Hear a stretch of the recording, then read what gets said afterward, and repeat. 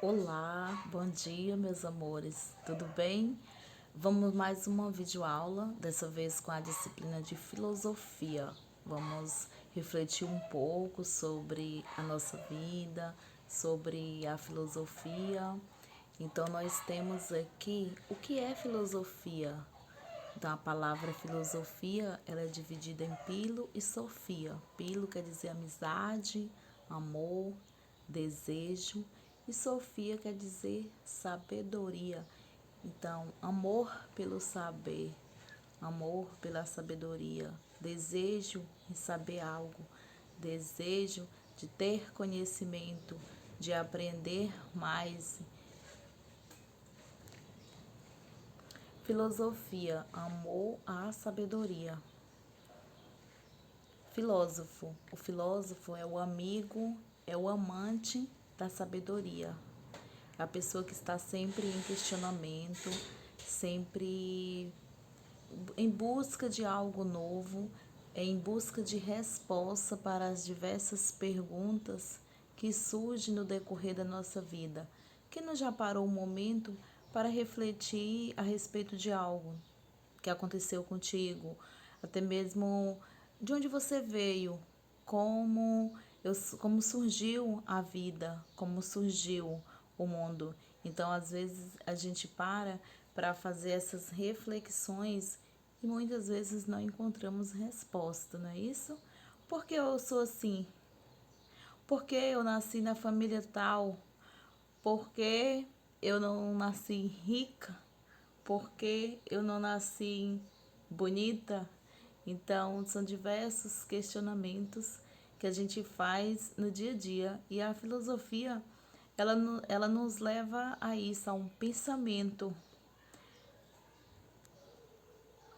Primeiro filósofo, nós temos aqui o primeiro filósofo foi Tales de Mileto. Tales de Mileto foi um filósofo que deu início ao estudo da realidade, que foi quando um dos primeiros filósofos que surgiu, é, quando essa filosofia deixou de ser a realidade do mundo, ela deixou de ser explicada através dos mitos e passou a ser explicada através da razão, do pensamento racional. Nós sabemos que nós, humanos, temos a capacidade de pensamento, de elaborar nosso pensamento, de encontrarmos a nossa própria resposta. Então, antigamente, as coisas do mundo eram explicadas através da mitologia. Então, após esses filósofos que a gente vai ver no decorrer da aula, surgiu aí o pensamento racional, um pensamento mais elaborado, em que dá a oportunidade de você encontrar as suas respostas, as respostas para as suas perguntas. Então, Tales de Mileto, ele é chamado Tales de Mileto porque ela é de uma cidade chamada Mileto. Então, ele foi um dos primeiros filósofos a buscar esse conhecimento, a buscar resposta para determinada coisa de forma racional, um pensamento mais elaborado. Então, nós humanos somos chamados de pessoas racionais. É o que nos diferencia dos animais. Então, nós somos animais racionais. Os outros animais são os animais irracionais. Nós somos racionais porque temos um pensamento mais elaborado. Temos essa capacidade de raciocinar melhor a respeito de algo. Temos aqui filosofia, caráter racional, mito e razão.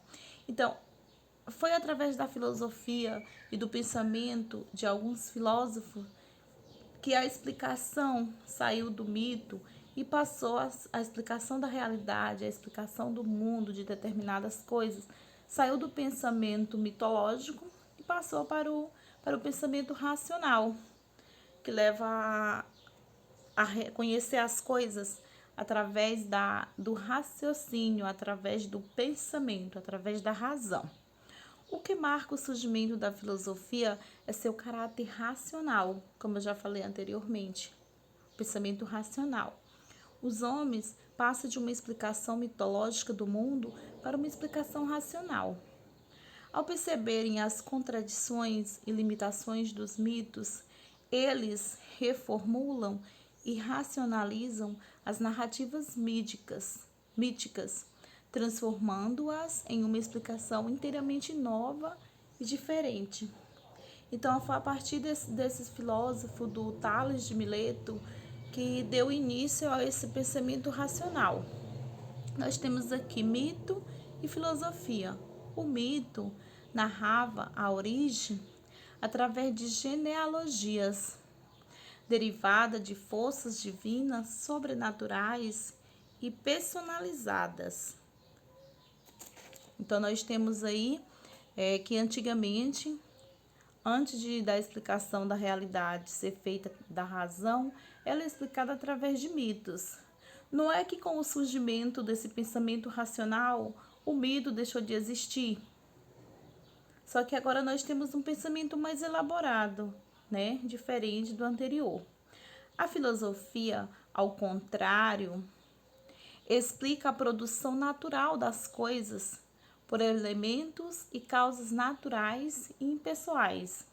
Isso porque a gente vai ver que os primeiros filósofos, que eles são chamados de filósofos pré-socráticos, são os filósofos que vieram antes de Sócrates, eles explicavam as coisas com base na natureza, através das coisas naturais, dos elementos naturais, até porque naquela época, muito tempo atrás, não tinha tanto recurso igual tem agora para poder dar explicações. E cá entre nós eram pessoas bastante inteligentes. Interrogações filosóficas. O que é? Por que é? Como é? São essas perguntas que surgem no estudo de filosofia, que surgem no nosso dia a dia. O que daquilo, o porquê daquilo, como isso aconteceu. Crenças cotidianas, questões filosóficas. O que é o tempo? O que é a realidade? O que é liberdade? O que é normalidade? O que é ser bom? Então, se perguntar para vocês, aposto que cada um de vocês, usando a razão, o pensamento racional, irá me dar respostas diferentes a respeito dessas perguntas, dessas indagações. O que é o tempo para você? O tempo para você pode não ser a mesma coisa para minha pessoa. O que é realidade para você hoje, no mundo atual? O que é liberdade? O que você vê como liberdade? O que é normal para você? O que é normal para você pode não ser normal para mim. Vai depender do meu pensamento, da minha razão, do que eu acho a respeito daquilo. Não é isso? O que é ser bom? O que é ser bom para você e o que é ser bom para mim? Em uma turma como a turma de vocês, uma turma gigantesca, turma grande, nós vamos ter aí diversas concepções, diversas respostas a respeito dessas perguntas, dessas indagações que eu acabei de fazer. É claro que vai ter respostas semelhantes, mas também vai ter respostas bastante distintas. Concordam comigo? Então, nós temos aqui interrogar.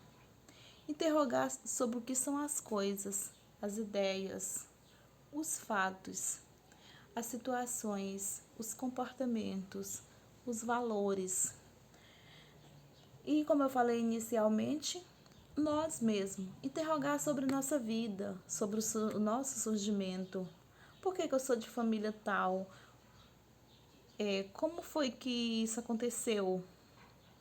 Então, a gente fica o tempo todo interrogando, questionando sobre diversos aspectos, seja sobre fatos, seja sobre as coisas, seja sobre situações em que a gente vive, sobre o comportamento, sobre os valores, sobre nós mesmos. Questionar sobre o porquê disso, tudo e de nós, e sobre como tudo isso é assim e não de outra maneira. Então, às vezes, até a gente não gosta da maneira que a gente vive. Então você vai perguntar: por que que eu sinto isso? E fulano não sente, faz até comparações, né?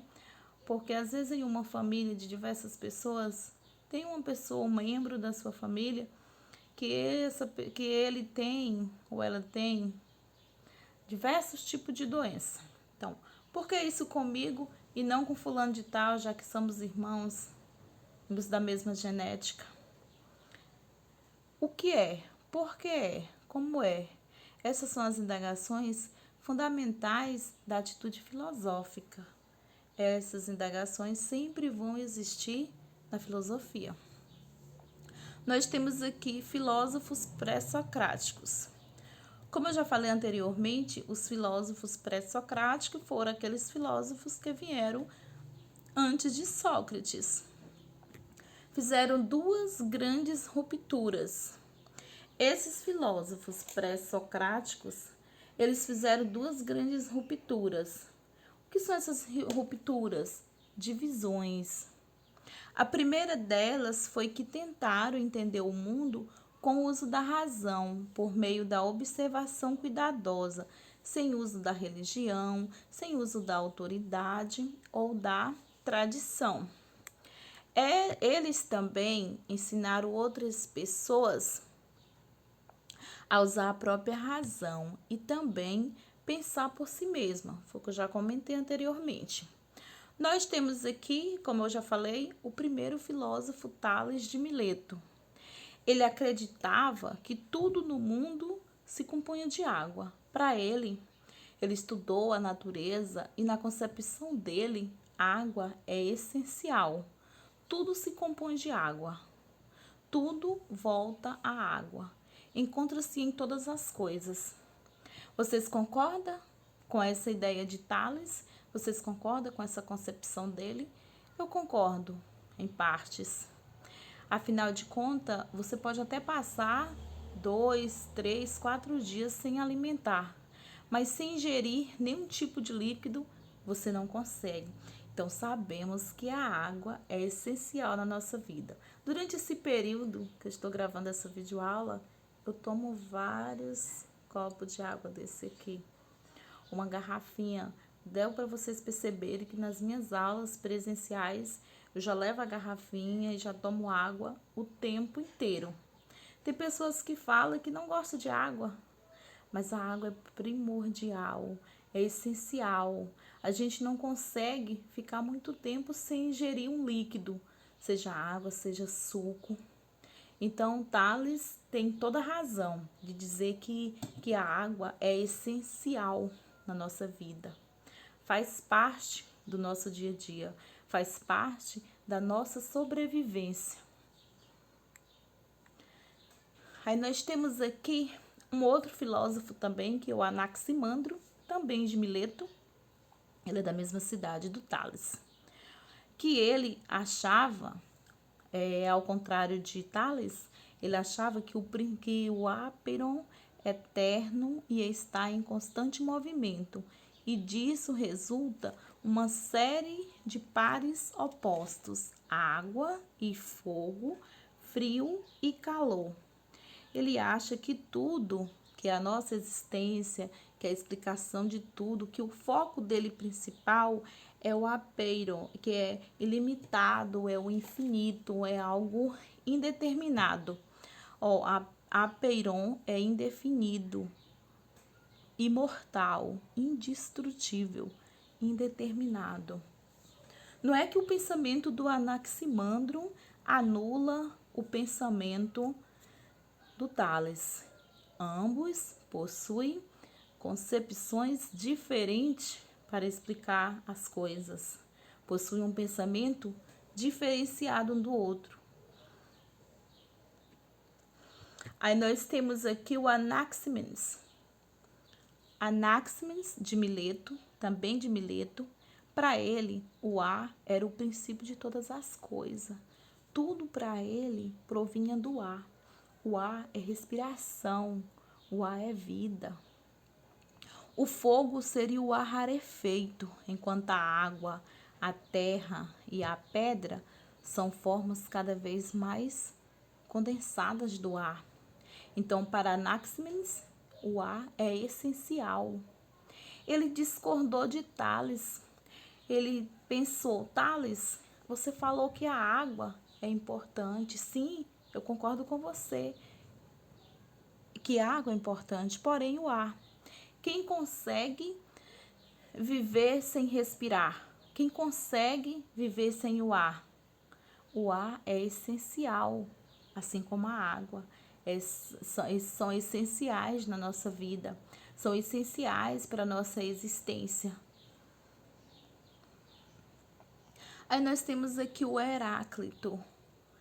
O mundo para Heráclito, portanto, é o eterno fluir, que se parece como um rio, onde é impossível banhar-se duas vezes na mesma água. Fluxos contínuo de mudanças. Então, eu concordo com ele. O mundo, ele é cheio de mudanças. O tempo todo tem as transformações. O mundo é como um fogo eterno, sempre vivo.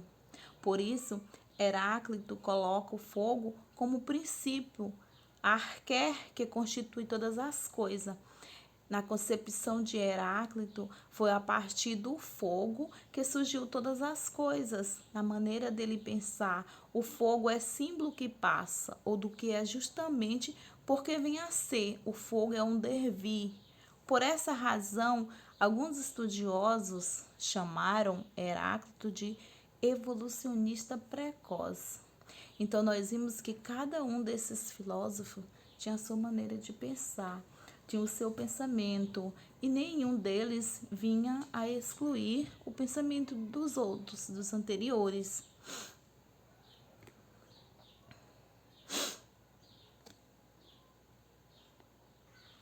Nós temos aqui sistema de pensamento de Heráclito, fogo, arqué, tudo está em movimento. Na concepção de Heráclito, tudo está em movimento. O movimento é a unidade dos contrários. Logos, lei ordenadora do cosmo. Cosmo é o universo. A realidade é dialética, é uma realidade cheia de oposição. A existência se caracteriza pelo devir. Aí nós temos aqui um outro filósofo, que é o Pitágoras de Samos, que ele defendia que os números eram o princípio de todas as coisas. Tanto é que vocês devem conhecer o Teorema de Pitágoras. Pitágoras criou uma escola, ele criou o seu teorema, porque ele sempre defendia essa questão de que o princípio de todas as coisas eram os números. Tudo era baseado em números. Nós temos aqui Sócrates, 470-399 a.C. Aí tem essa famosa frase aqui de Sócrates: só sei que nada sei. Questionar. Método e teoria. O método de Sócrates caracterizava-se por levar ou induzir a pessoa à conclusão a partir de seu próprio raciocínio, da maiêutica, através do seu raciocínio. Essa maiêutica é o método que Sócrates usava para fazer com que as pessoas multiplicassem as suas respostas e através multiplicassem as suas perguntas e através dessas perguntas elas encontrassem as devidas respostas. Então ele usou esse método para induzir as pessoas a buscar suas próprias perguntas e, consequentemente, as suas próprias respostas, chegando assim a uma conclusão de conhecimento limitado. Nós já vimos o método das três peneiras: peneira da verdade, peneira da bondade, peneira da necessidade. Segundo Sócrates, quando você fosse falar algo, isso deveria ser dito somente se passasse pelas 3 peneiras. Dito sempre se fosse verdade, fosse bom e realmente necessário. Então, se tudo que as pessoas fossem falar, tudo que as pessoas fossem propagar por aí, usassem as peneiras de Sócrates, com certeza viveríamos em um mundo melhor, sem tanta mentira, não é isso, gente? Sem tanto fake news. Você precisa analisar. O que você vai falar é verdade? De que fonte você adquiriu? Vai ser bom para você? Vai ser bom para a pessoa que vai receber a notícia? Vai ser bom para a pessoa que vai ouvir a reportagem, ou que vai ler a reportagem? É necessário? Isso você precisa divulgar isso? Vai fazer bem ou vai fazer mal para a pessoa?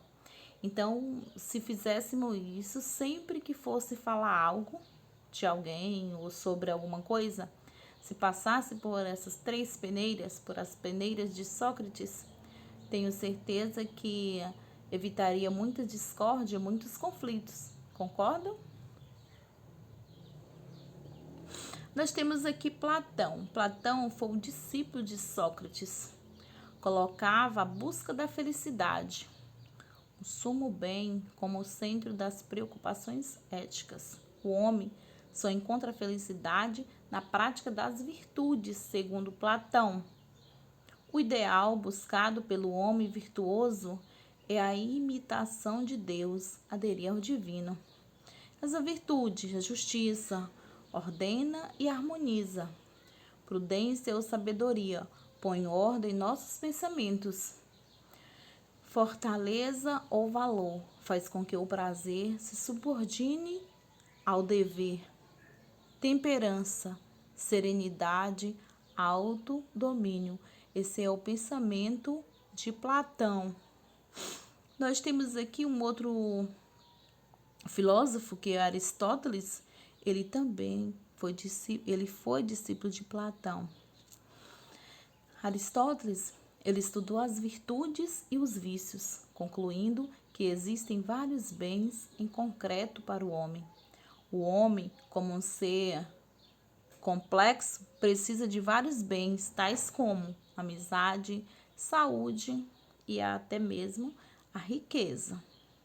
Então, segundo o Aristóteles, também acredito que vocês pensam como ele, os homens, para ser um ser completo, ele precisa de vários bens. E esses bens são essenciais: a amizade, a saúde e às vezes a riqueza, não a riqueza de bens materiais, mas a riqueza de espírito. O homem tem seu ser no viver, no sentir e na razão. Ele não pode apenas viver, mas viver racionalmente com a razão. O maior bem? A vida virtuosa. A maior virtude, segundo Aristóteles, é a inteligência. Nós somos seres dotados de diversos tipos de inteligência. E cada um usa dessa inteligência como achar que é correto. Na maioria das vezes, pensando apenas em si, não é isso? Nós temos aqui Santo Agostinho. A obra de Santo Agostinho é Cidade de Deus. Nessa obra, ele retrata a predestinação. Temos também São Tomás de Aquino, a obra sobre a eternidade do mundo. Ser necessário, ser contingente. Thomas Hobbes. Em sua obra Leviatã, ele explicava racionalmente o absolutismo. Então, Thomas Hobbes, ele explicava sobre o absolutismo. Absolutismo é sistema político de governo em que o dirigente assume poderes sem limitações ou restrições. No absolutismo, partindo do princípio de que os homens, em seu estado natural, viviam constantemente em luta entre si, obedecendo somente a seus próprios interesses individuais. Eu acabei de falar para vocês. O homem é lobo do homem, Por quê? Porque ele pensa só em si, na maioria das vezes. Se tiver bom para ele, o resto que se dane. E isso acontece com frequência na nossa sociedade, que as pessoas, na maioria das vezes, não têm empatia. Eles só pensam em si mesmo, em si próprio. Se você está bem, beleza, o outro não importa para você. Assim, para organizar a sociedade e permitir seu pleno desenvolvimento, os indivíduos cediam todos os seus direitos ao Estado, personificado na figura do rei, que através de um governo despótico garantiria a segurança da nação, um contrato social. Nós temos aqui Nicolau Maquiavel, 1469-1527. Em sua obra principal, que era chamada de O Príncipe, este pensador florentino procurou mostrar como um soberano devia agir e que recursos deveria empregar para adquirir e manter o poder, ou seja, para governar com êxito. Para isso, justificou o uso de meios como a mentira, a dissimulação, a violência e a fraude. Esse era o pensamento de Nicolau Maquiavel.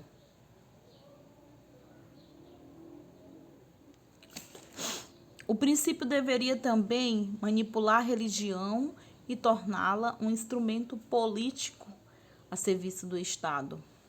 Com essas ideias, Maquiavel rompeu com o pensamento tradicional católico e medieval, de acordo com o qual as ações deveriam orientar-se por princípios morais determinados. Ao contrário, propôs que os atos políticos fossem avaliados por suas consequências. Claro, né? Se obtessem êxito e contribuísse para o bom governo, seriam justificados mesmo que afastassem dos princípios morais aceitos. Os fins justificam os meios. Maquiavel defendeu com firmeza a necessidade da formação de um exército nacional poderoso, capaz não só de manter a ordem interna, mas principalmente de impedir o domínio estrangeiro sobre a Península Itálica. Então, esse era o pensamento do Maquiavel. John Locke, 1632-1704. Combate ao absolutismo. Então, foi na época de John Locke que aconteceu o combate ao absolutismo, que extinguiu o absolutismo. Estado, função, zelar e defender os direitos naturais do cidadão, senão o povo poderia destruí-lo. Então, foi a partir de John Locke, 1632 a 1704, em que ele queria combater o absolutismo. Foi uma ideia dele. Montesquieu, 1689-1755. Só o poder limita o poder. Divisão dos três poderes e autonomia, o que garantiria o cumprimento das leis vigentes e a liberdade dos cidadãos. Então, isso aconteceu, a divisão dos três poderes, com Montesquieu. Voltaire, 1694-1778. Para ele, só haveria liberdade quando o último rei foi enforcado com as tripas do último padre. Ele era um crítico da religião, do clero e da monarquia, da nobreza. Ele criticava liberdade de expressão. Ele defendia a liberdade de expressão. Posso não concordar com nenhuma das vossas palavras, mas defenderei até a morte o vosso direito de anunciá-las. Ele tem toda a razão. Temos que ter esse direito a expressar como achamos. Voltaire, 1694, 1778, ele critica a igreja.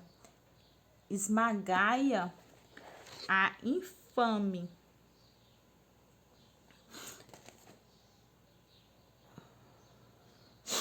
Nós temos Jean-Jacques Rousseau, 1712, 1778. O homem nasce bom, a sociedade o corrompe. Na concepção de Rousseau, nós, seres humanos, nascemos bom, mas a sociedade a corrompe, a sociedade a transforma. Acredito que isto é verdade. Nós somos influenciados, na maioria das vezes, para a sociedade. Você tem que cumprir algo que você não concorda. Você é subordinado a algo que você não concorda. Então, a sociedade acaba nos corrompendo. O contrato social, povo, soberania das decisões, política, voto. Homens livres e iguais. Ele defendia isso. Progresso deteriorava o homem. Chocou os outros iluministas. Então, com esse pensamento, o Rousseau, ele chegou a chocar, a contrariar os outros filósofos. Propriedade privada, raiz das infelicidades humanas. Discurso sobre a origem e fundamento da desigualdade entre os homens. Nós temos aqui o liberalismo econômico. O liberalismo econômico, escola clássica. A Adam Smith, A Riqueza das Nações. Ele foi o primeiro a fazer um estudo sobre o sistema capitalista, sobre o capital. Capital aliado ao trabalho, verdadeira riqueza da nação. Ele defendia com unhas e dentes o capitalismo.